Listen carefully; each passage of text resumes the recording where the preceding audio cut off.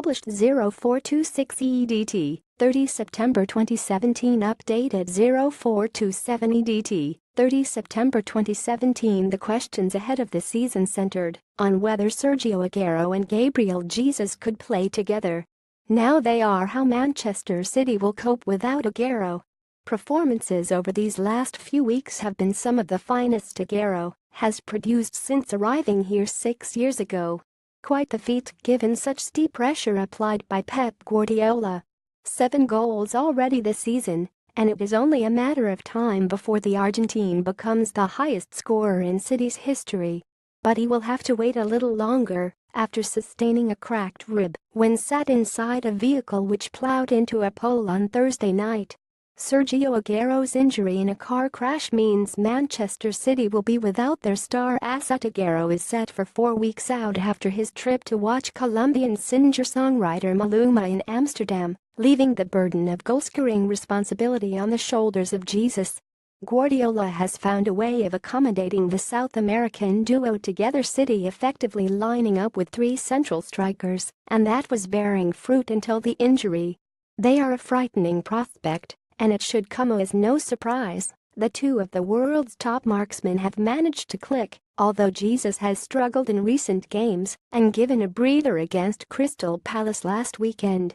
September has yielded 22 goals, 6 are Aguero's, 4 belong to Jesus, and they have been demonstrative going forward, leaving defenses dazed and confused, bulldozing them with beauty. That should not change with the Argentine's absence, but it comes as a headache nonetheless. The striker will be out of action after breaking ribs during a taxi incident in Amsterdam. Pep Guardiola's team had finally managed to accommodate both Aguero and Gabriel Jesus. Pressure now rests on the shoulders of the 20-year-old to come up with the goods for City. It is only 7 months since Aguero's spot in this City was under severe threat, but a night in Bournemouth changed all that. Jesus limped off with a broken metatarsal, his elder timbering off the bench and helping them to a 20 win.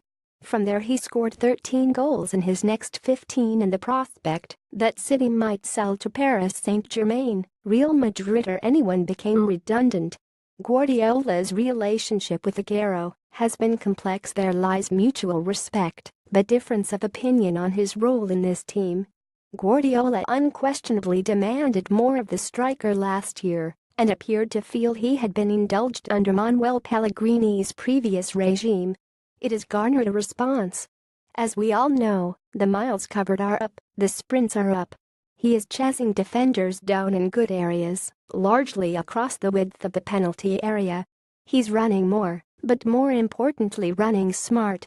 Guardiola is likely to orientate his forward line around the Brazilian in the absence of Aguero. Crucially, the goal tally has remained pretty constant.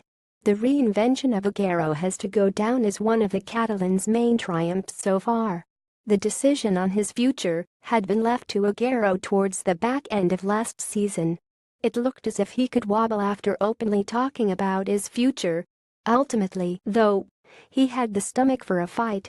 In any case, Guardiola simply could not allow him to leave the Etihad after such a storming end to the season. Now they are left counting the cost of a midweek trip to Holland. Aguero fought back last year and he must do this term too.